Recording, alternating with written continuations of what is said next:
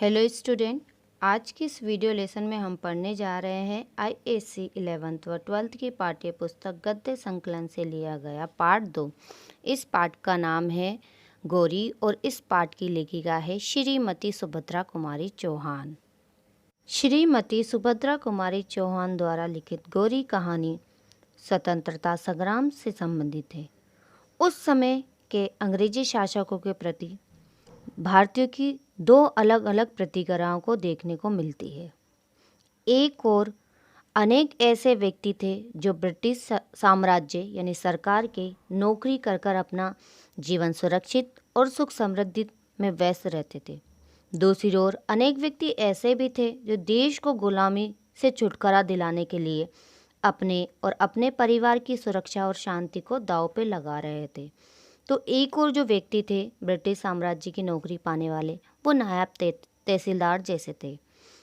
दूसरी ओर जो ऐसे व्यक्ति थे जो देश को गुलामी से छुटकारा दिलाना चाहते थे, वह कैसे व्यक्ति थे? सीताराम जी जैसे व्यक्ति थे।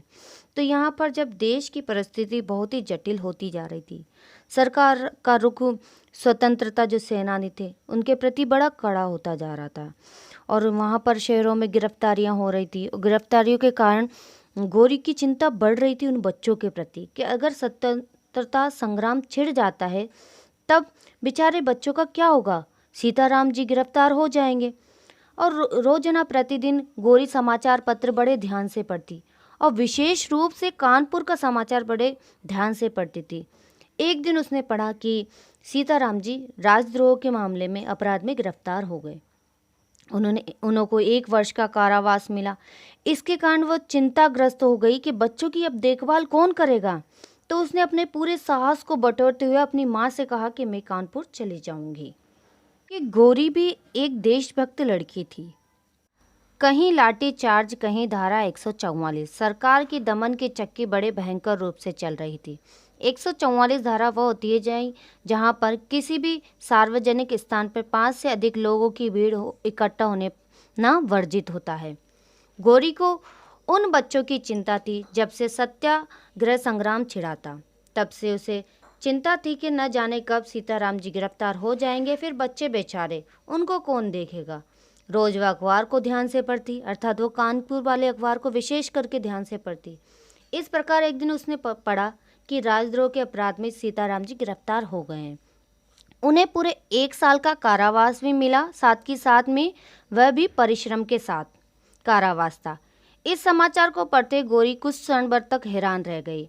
फिर उसने कुछ सोचने के लिए वह टहलती हुई कुछ देर बाद अपने कर्तव्य के निश्चय को पूरा करने के लिए वह अपनी माँ के पास गई। माँ कोई पुस्तक देख रही थी। उसने अपनी माँ को साहस के साथ में और बड़ी दृढ़ता के साथ में कहा कि माँ, मैं कानपुर जाऊंगी। माँ ने कहा, कानपुर में क्या है? कुंती ने आश्चर्यपूर्वक पूछा कि कानपुर में क्या है? गौरी ने कहा, वहाँ बच्चे हैं। माँ ने उसी स्वर में कहा, बच्चे हैं? कैसी बात कर रही हो गौरी, पागल सी। गौरी ने कहा, नहीं माँ, मैं पागल नहीं हूँ। बच्चे तो तुम भी जानते हो, उनके पिता को राजद्रोही के अपराध में साल भर की सजा हुई है। बच्चे छोटे हैं, मैं जाऊंगी, मुझे जाना ही पड़ेगा। गौरी के स्वभाव से कुंती भली भांति परिचित थी। वह जानती थी कि गौरी जिस बात की हट पकड़ ले कभी उसे नहीं छोड़ती। अतएव साहस के साथ गौरी का वह विद्रोह न कर सकी। फिर बोलती है, पर तेरे बाबूजी बाहर गए हैं, उन्हें तो आ जाने दो। गौरी ने कहा, बाबूजी के आने तक मैं ठहर न सकूंगी माँ, मुझे जाने दो। रास्ते में मुझे कुछ कष्ट ना होगा। अब मैं काफ़ी बड़ी हो गई हूँ। और उसी दिन शाम को एक नौकर के साथ वह गौरी कानपुर चली जाती है। साल भर बाद अपनी सजा पूरी करने के बाद में सीताराम जी जब घर लौटते हैं तो 1 साल भर के भीतर उन्हें एक बार भी बच्चे को नहीं देखा था। उन्होंने बच्चों को नहीं देखा था, पर कायदे के अनुसार उन्हें हर महीने बच्चों की कुशल समाचार मिल रहे थे। पर उन्हें बच्चों की चिंता थी, क्योंकि जिस कारण के भरोसे वह अपने बच्चों को छोड़ के आए थे उसके तो पहले से ही 3-4 बच्चे थे। वह बच्चों को कैसे रखेगी, किस प्रकार रख रही होगी, इसकी चिंता सीताराम जी को सता रही थी। पर विवश थे, क्या करते? सवेरे 6 बजे उन्हें जेल से मुक्त कर दिया गया। वह एक तांगे पर बैठकर घर की ओर चले गए। जेब में कुछ पैसे थे। एक जगह गरम गरम जलेबियां बन रही थी।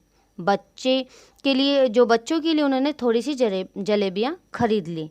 घर के दरवाजे पे पहुँचे, दरवाजे पर खुला हुआ था। घर के अंदर पैर रखने पर उनका हृदय धड़क रहा था, घबरा रहे थे कि पता नहीं बच्चों का क्या हाल हुआ होगा 1 साल में, ना जाने बच्चों की क्या हालत होगी।